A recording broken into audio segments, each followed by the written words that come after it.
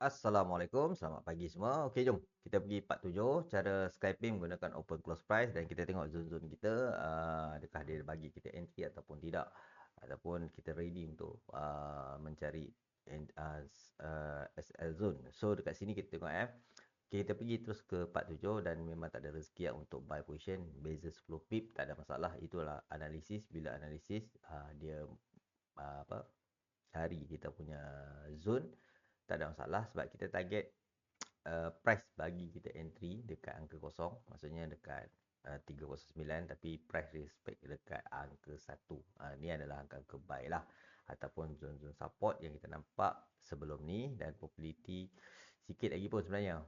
Tapi beza 10 pip je pun sebenarnya. Tapi kalau orang yang biasa trade, dia tahu analisis kita berpandu pada shadow ataupun berpandu pada zone di dalam ST zone angka 1.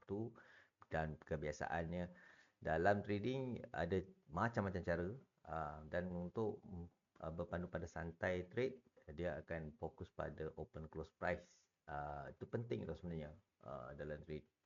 So dekat sini kita menyangkakan price kalau dapat zone kita, dia akan pergi ke angka 8, tapi price respect zone 1, price akan cucuk angka 9. Ni posisi dalam trading lah. Okay, the next kita sebelum open market ni, kita akan watching dua zone probability close price macam mana di bigger time frame dan lower time frame. Penting untuk bigger time frame sebab apa? Bila setiap broker close price dia lain. Ada broker dia close dekat 89 dan ada broker dia close dekat 90. Dan kita ambil dua angka ni untuk kita analisa berpandu pada apa yang kemungkinan market boleh bagi kat kita untuk pagi ni sebelum kita nak buat tindakan lah. So dekat sini watching dua angka ni saya kena pegang sebab ada broker yang saya pegang ni dia close kat angka 8 dan ada broker yang close di angka 9. So dekat sini kita boleh pegang dua lah. Maksudnya probability dua angka ni penting disebabkan satu, mungkin market akan buat satu continuation ataupun market ada retestment. Ni ada dua kebarangkalian boleh terjadi sebab dia dah hampir dekat zone 4400 area. Maksudnya 4400 area ada potensi untuk dia continuation ataupun market ada retestment. Ni analisa sahaja. Okey. So dekat sini apa yang next plan kita, next plan saya sepegang dua angka yang agak besar dekat zone ni untuk next week, untuk pagi ni.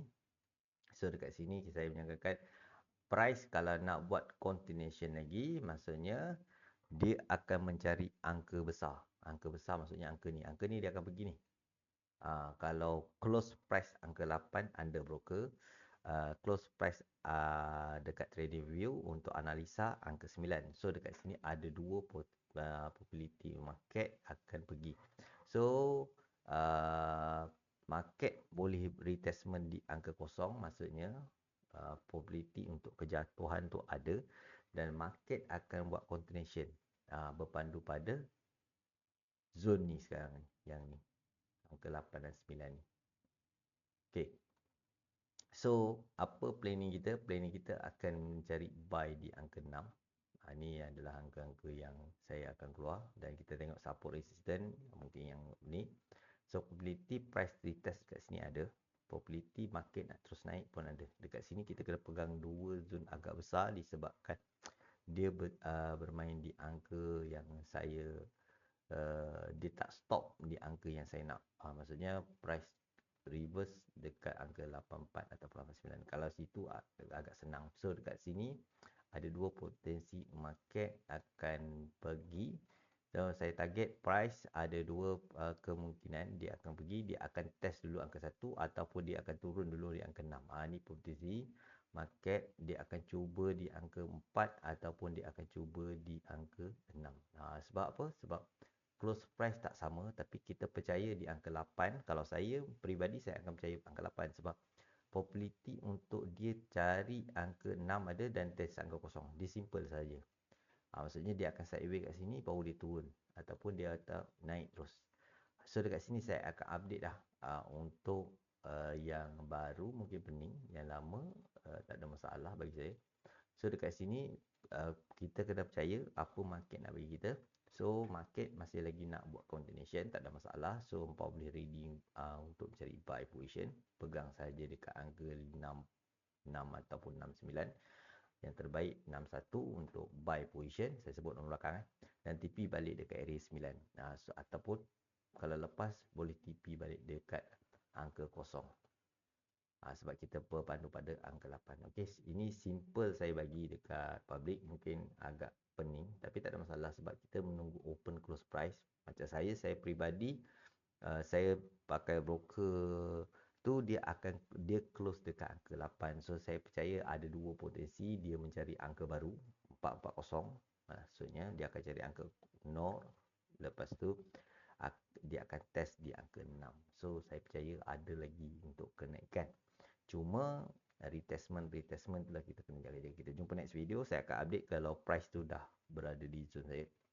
So dekat sini saya tak update sebab apa? Sebab saya menyangkakan yang ini dia bagi entry ni, tapi tak bagi. Tapi tak ada masalah bagi saya. Sebab peribadi saya dia PO sell kat sini. Saya dekat area 89 dan tengah float pun tak ada masalah, 10 pip je pun. So dekat sini saya cuba akan cari buy dekat area angka 6. Dan tapi disebabkan ada angka 9 itu yang masalah, potensi 654 tu dia boleh main balik.